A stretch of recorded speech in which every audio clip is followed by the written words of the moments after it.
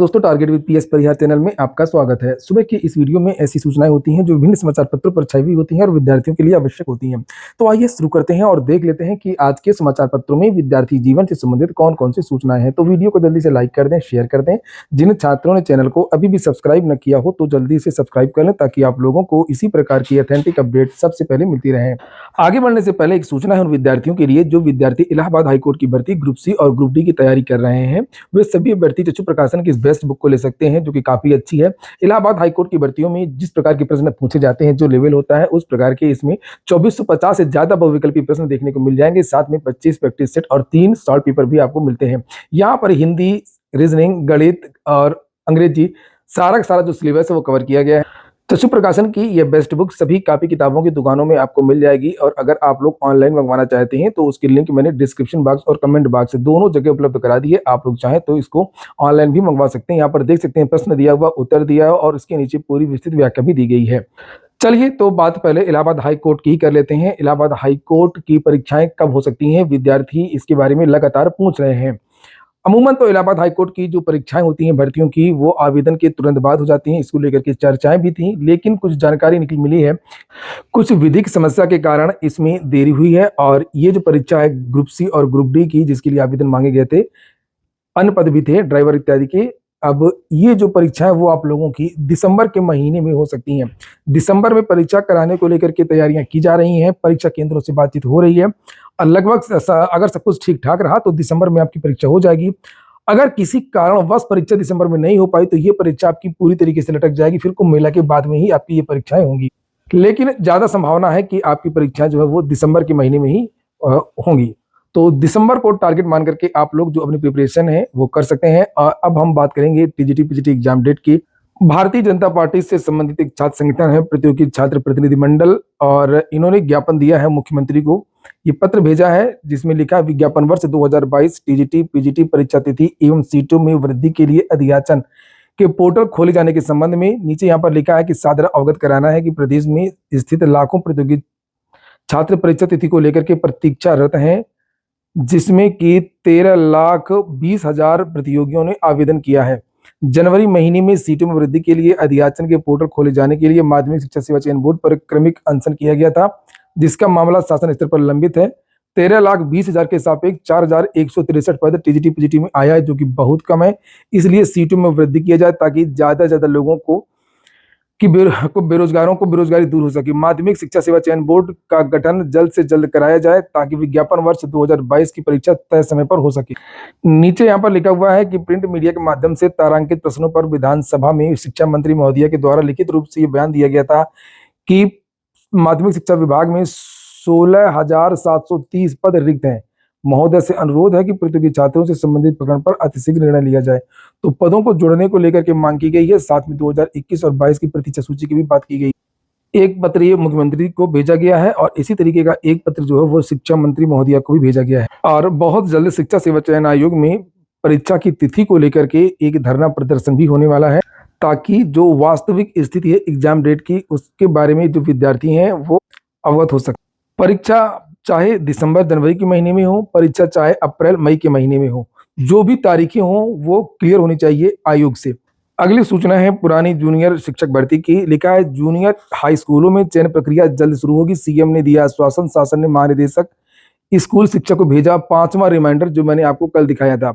लिखा है अशासकीय सहायता प्राप्त जूनियर हाई स्कूलों में प्रधान अध्यापक व सहायक अध्यापक के पदों पर भर्ती के लिए लिखित परीक्षा में सफल अभ्यर्थियों की नियुक्ति प्रक्रिया जल्द शुरू होगी। सोमवार को गोरखपुर में जनता दरबार में गुहार लगाने पहुंचे प्रतियोगी छात्रों को मुख्यमंत्री योगी आदित्यनाथ ने यह आश्वासन दिया।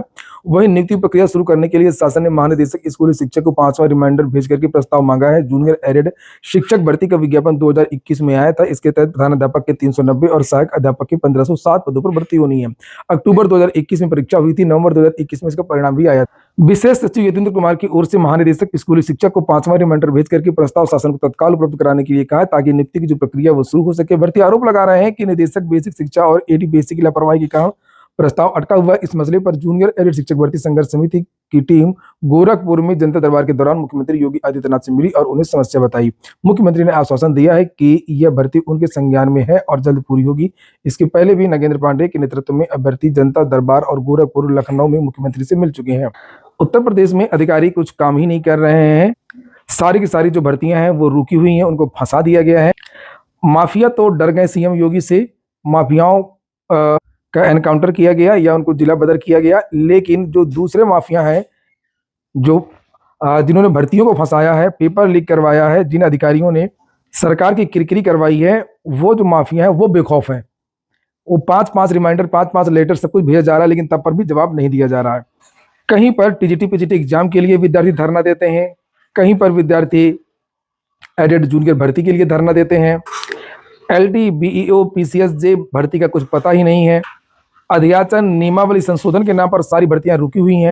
शिक्षा सेवा चयन आयोग में नई प्राथमिक शिक्षक भर्ती, अन्य शिक्षक भर्तियों का अध्याचन नहीं आ पा रहे हैं, और सरकार इतने में ही खुश है कि हम चुनाव तो जीत रहे हैं। ये बात कर लेते हैं संविधान दिवस की। आज 26 नवंबर है। 26 नवंबर 1949 को ही हमने संविधान को अंगीकृत किया था, अपनाया था। उसके बाद में 26 जनवरी 1950 से ये जो संविधान है वो इस देश में लागू हो गया था। इसीलिए 26 नवंबर को संविधान दिवस मनाया जाता है। इसकी शुरुआत 2015 से शुरू हुई थी, लेकिन इसके पहले ये कानून दिवस के रूप में मनाया जाता था।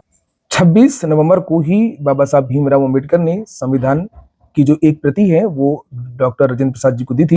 ये ऐतिहासिक दिन है। और आप लोग ये बताइए कि 26 जनवरी को ही क्यों संविधान लागू किया गया था, ये आप लोग कमेंट बॉक्स में बताइए। अगली सूचना है, फटाफट कुछ और सूचनाएं देख लेते हैं। शिक्षक बने शिक्षा मित्रों को मिल सकती है पुरानी पेंशन। शिक्षा मित्रों ने दावा किया है कि उनकी नियुक्ति पहले हुई थी शिक्षा मित्र के रूप में, बाद में टीटी वगैरह हुआ और कई चीजें हुई और बाद में ये परमानेंट शिक्षक बन गए। जो कुछ शिक्षा मित्र जो टीचर बन गए थे उनकी बात यहाँ पर की जा रही है, जिनका बाद में प्रक्रिया के तहत जिनका चयन हुआ है वो लोग कोर्ट चले गए हैं और उनका कहना है कि उनकी नियुक्ति पहले भी थी, बाद में वो शिक्षक बने परमानेंट, इसलिए इनको जो है पूरी सेवा का लाभ दिया जाए। इनको जो पुरानी सेवा शिक्षा मित्र की उसको जोड़ दिया जाए। और नीचे लिखा कि सुप्रीम कोर्ट, हाई कोर्ट ने आदेशों में स्पष्ट किया कि 28 मार्च 2005 से पहले से संविदा पर कार्यरत ऐसे कर्मचारी जो बाद में स्थायी पद पर चयनित हुए उन्हें संविदा पद जोड़ पुरानी पेंशन दी जाए। बिहार में 2473 फार्मासिस्ट की भर्ती होगी। लेकिन स्वास्थ्य मंत्री मंगल पांडे ने कहा कि राज्य में 2473 फार्मासिस्ट की जल्द बहाली होगी।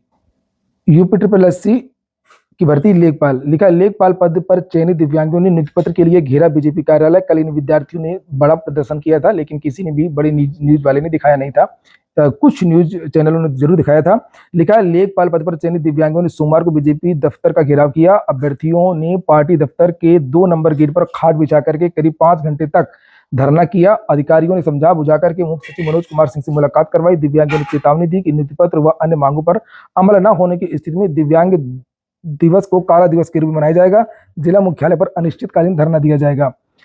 तो मामला ये कि इन विद्यार्थियों को आवेदन का मौका दिया गया था, परीक्षा भी दिए थे, इन विद्यार्थियों ने डीवी भी कराई और बाद में इनको बाहर कर दिया गया। कहा गया कि इस तरीके के दिव्यांगों को हम भर्ती में नहीं लेंगे। तो विद्यार्थियों को यही कहना है कि ना तो ये सेना में जा सकते हैं, ना ये विद्यार्थी पुलिस में जा सकते हैं, और यहाँ पर मौका मिला था तो यहाँ पर भी इनको बाहर कर दिया गया। अगर बाहर ही करना था तो नोटिफिकेशन में बताना चाहिए था कि हम किस किस कैटेगरी के दिव्यांगों को लेंगे, किस कैटेगरी के दिव्यांगों को नहीं लेंगे। हमने तो पहले ही बताया था आवेदन में कि हम किस तरीके के दिव्यांग हैं। तो कुछ कैटेगरियों को लाभ दिया गया है, बाकी कैटेगरी को भर्ती में बाहर कर दिया गया है। तो ये एक बड़ा आरोप लगाया इन विद्यार्थियों ने। बात तो सही है कि पहले ही बता देना चाहिए था, ताकि विद्यार्थी उम्मीद ही नहीं लगाते, पढ़ाई नहीं करते।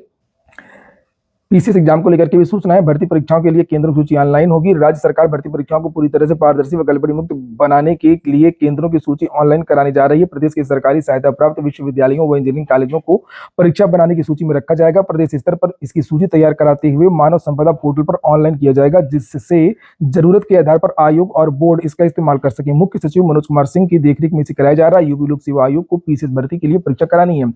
इस भर्ती के लिए 5,76,154 अभ्यर्थियों को परीक्षा देनी है। लोक सेवा आयोग ने इसके लिए प्रदेश के 41 जिलों में केंद्र बनाया था। इसके चलते परीक्षा 2 दिन में कराने के आदेश पर विद्यार्थियों ने खूब हंगामा किया था। हंगामा नहीं किया था, एक प्रदर्शन किया था, शांतिपूर्वक विद्यार्थियों ने मांग की थी। संस्कृत शिक्षा परिषद की परीक्षा 27 फरवरी से होंगी। बिहार से आयुष चिकित्सक के पदों पर भर्ती है। इसकी लास्ट डेट 21 दिसंबर है। ये वेबसाइट भी नीचे दी गई है, जिससे आप लोग यहाँ पर देख सकते हैं। पद है 2619। 1 लाख युवाओं को हर साल विदेश में नौकरी मिलेगी। यूपी में नहीं मिलेगी क्या? लिखा है 1 लाख युवाओं को हर साल विदेश में नौकरी दिलाने की तैयारी। विदेश में नौकरियों के अनुरूप युवाओं को किया जाएगा प्रशिक्षित। रोजगार मिशन के तहत यूपी सरकार ने युवाओं के लिए बड़ी पहल की है। श्रम एवं सेवा योजना विभाग युवाओं को विदेश में नौकरी दिलाने के लिए काम कर रहा है। इसके लिए डाटा तैयार किया जा रहा है। दूसरे देशों की मांग के अनुरूप वर्क फोर्स तैयार की जाएगी। इस रणनीति के तहत सालाना 1 लाख युवाओं को विदेश में नौकरी के लिए तैयार किया जाएगा। इसके लिए 10 करोड़ का बजट मिल चुका है।